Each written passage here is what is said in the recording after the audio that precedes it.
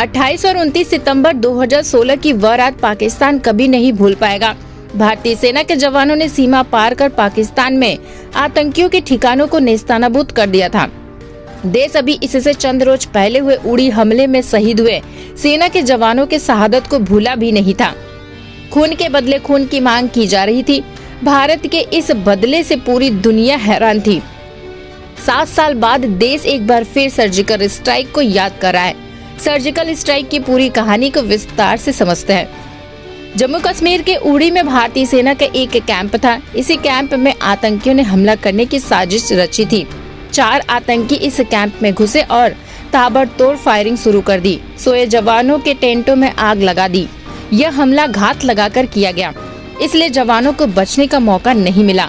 इस हमले में 18 जवान शहीद हो गए थे। इसे भारतीय सेना पर सबसे बड़े हमलों में से एक माना जाता है। इस हमले के बाद देश भर में खून के बदले खून की मांग उठने लगी। सेना के जवानों में भी इस हमले के बाद बेहद गुस्सा था।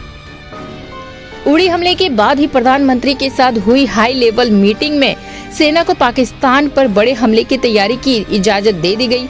इस दौरान सरकार की तरफ से कुछ नहीं कहा गया, लेकिन पर्दे के पीछे बदला लेने की पूरी स्क्रिप्ट लिखी जा रही थी।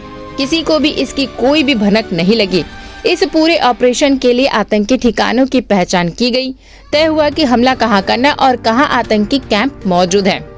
इस ऑपरेशन के बाद सेना ने पाकिस्तान पर हमले के लिए सीक्रेट मिशन तैयार किया। इस ऑपरेशन के लिए जम्मू कश्मीर में बेस्ट इंडियन आर्मी की पारा एसएफ की 2 यूनिट को चुना गया। दुश्मनों को पारा एसएफ के जवानों से बेहतर कोई नहीं जानता था। सेना ने एक टॉप सीक्रेट मिशन तैयार किया। इसके लिए 2 टीमें तैयार की गई। 28 सितंबर 2016 की देर रात भारत के पैरा कमांडो का एक दल पाकिस्तान अधिकृत कश्मीर में दाखिल हुआ। करीब 3 किलोमीटर अंदर घुसने के बाद भारतीय सेना के जवानों ने अपना यह खास ऑपरेशन शुरू किया। जवानों ने पीओके में मौजूद तमाम आतंकी ठिकाने को तबाह किया। इस हमले में 50 से अधिक आतंकियों के मारे जाने की जानकारी सामने आई।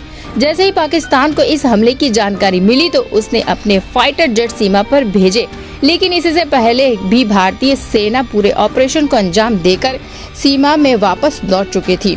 भारत के डीजीएमओ यानी डायरेक्टर जनरल मिलिट्री ऑपरेशन के लेफ्टिनेंट जनरल रणवीर सिंह ने एक प्रेस कॉन्फ्रेंस कर इसका ऐलान किया। इसके बाद पूरे देश में जश्न का माहौल शुरू हो गया।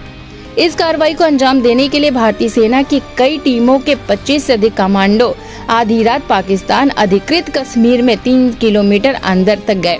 उन्होंने पूरी प्लानिंग के साथ आतंकियों के ठिकाने को चुन चुन कर अंजाम दिया। 150 कमांडो बैकअप और एक्स्ट्रा सपोर्ट के लिए एलओसी के पास रुके हुए थे। अगर पाकिस्तानी सेना जवाबी कार्रवाई करती तो इधर से उसके ऊपर अनजाना हमला होता। आतंकियों के कैंप में घुसने के बाद कमांडो ने ग्रेनेड फेंके। कुछ आतंकी इसी में घायल हो गए, कुछ मारे गए।